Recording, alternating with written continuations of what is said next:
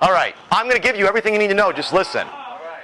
The errors to avoid. Skepticism. Again, skepticism is not that there is no truth. Skepticism is that I don't have access to that truth. I don't know what that truth is. For us as Christians and Catholics, they are denying divine revelation. Okay? So the fact that God revealed himself to man doesn't exist for them. Okay? They doubt that that is even possible. There's an uncertainty. Okay? So when you're talking about skepticism, you're talking about an uncertainty. All right? The other one, which we're not going to go over today, is fundamentalism, which is a reaction to liberal Protestantism in the 19th and early 20th centuries. And during that time, also a reaction. Well, this is the stuff that's on there. I'll go slow when it's important.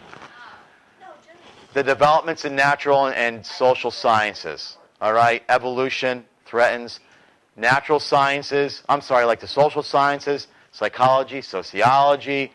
Anytime you get into a science where they start dealing with who man is, you can get very, how do you want to say, depressed because you realize the limits of man. All right?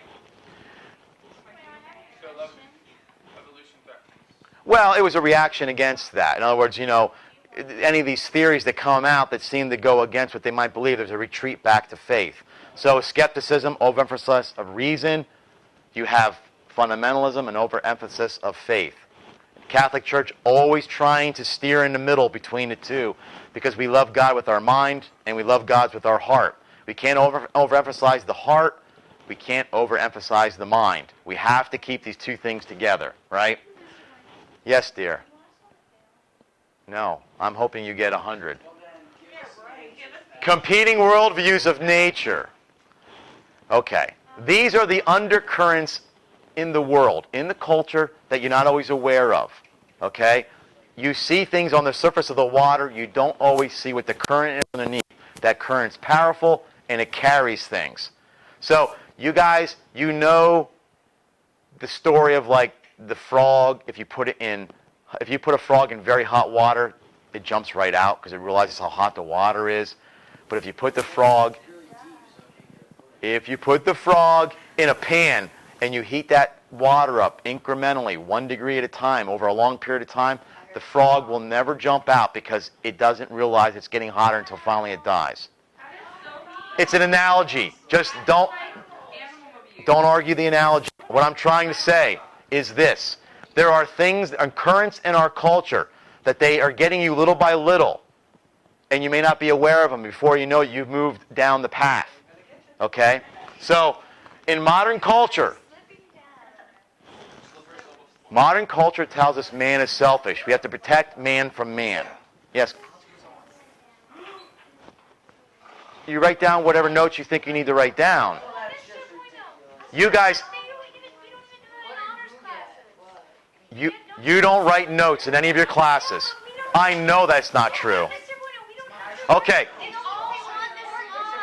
Here's the other deal. If you guys hamper me and not let me get through this, you're going to miss material. That's much worse. Trust me, you will know what you need to know. Catholic concept. When we read Genesis, remember, man is good. God created man. He saw man. He said man was good. That story tells us something about who we are and what our nature is. It tells us that we are good. We are not, at the heart, selfish. Okay?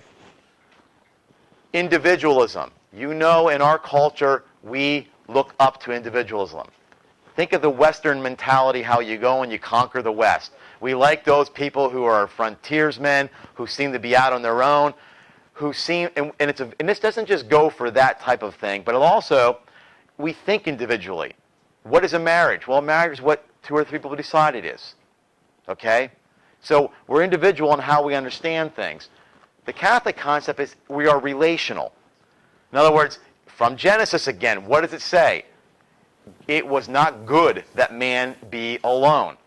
So, from man took woman, the last of the last, this is bone of my bones and flesh of my flesh. Do you understand it's a difference? The people who did... Our founding fathers who put in the, I guess it was the Bill of Rights, the pursuit of life, liberty, and happiness. This all comes from a philosophy of natural law that said Men live together because they have to protect themselves from those outside. Okay? Man is an individual by himself. That whole understanding of their natural law that was put into our Constitution says men live together. Think of a fort. People live in a fort to protect themselves from other people. Catholic understanding is we are made for each other. We reflect the Trinity. The Trinity is relational. We are relational. It's a total different understanding. Okay? Last but not least, I have on this list, to overcome nature, we have to adhere to nature. Remember what I gave you guys, the analogy of the train on the tracks? It sounds like that train has no freedom. It sounds like that train, it can't go anywhere but the tracks. It's coming. It says it can't go anywhere but the tracks. But that train was made to be on those tracks. The nature of that train, guys, the nature of that train is to be on the tracks. If you take it off the tracks, it has autonomy, but it has no freedom. So we have to figure out what were we designed for as human beings, what is our purpose, and what is our goal. If we are in line with our purpose, our goal, and our meaning, then we adhere to our nature. So we can't be something that we're not. That is true freedom. That's true nature. When I say nature, I'm not saying what's in nature. I'm not saying that, well, I see animals do this, therefore man can do this. And that's not what I'm saying. Nature is our essence, what we are meant to do. All right? Don't forget the quote from C.S. Lewis. You guys had it on a quiz I guess it was the first quarter. Man's mastery over nature turns out to be man's mastery of man with the help of nature. We come up with these technologies, we come up with these things that are not just convenient, not just something, let's say, that aids man and makes our life easier, but it winds up then mastering us. And I'll use just one example. Contraception. It seems as though we have mastered the regulation of birth. It seems like we have used nature to master nature. But an interesting point to that, if you guys ever wanted to look something up on your own, you go back and look at the history of contraception, and you look at Planned Parenthood. Before it was called Planned Parenthood, Margaret Sanger is the woman who started this. It was a eugenic organization. Do you guys know what eugenics is? Purifying the human race. Exactly. They did not want wealthy white women to be on contraception. My grandparents came from Italy and came from Poland. They were very poor. They didn't want them to reproduce. The people from Latin America and South America were poor. We don't want them to reproduce. The blacks that were here, they're poor. We don't want them to reproduce. They were the ones giving contraception. Not the people here. Okay? So the whole goal was to purify the race. It has now turned, and women's liberation has grabbed it, and now they have turned it entirely around. But it's still, it doesn't do what it's said to do, what its promises are. I'm not going to go into it, but that's just one example of that. Okay? The arrows aren't on your paper, so you can fill those in. The subtle questions left unanswered. Think of the analogy of the frog again, okay? If you were confronted with something egregious, really horrible, you would react against it and say, no, I'm not going to be involved with that. But they may get you there little by little.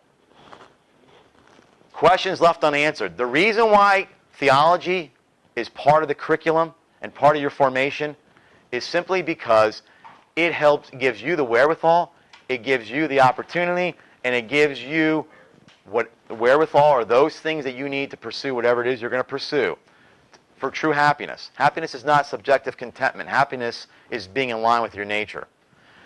These questions left unanswered only fester. What's what? Who told me happiness is that? What is your idea of happiness? Smiling? Okay.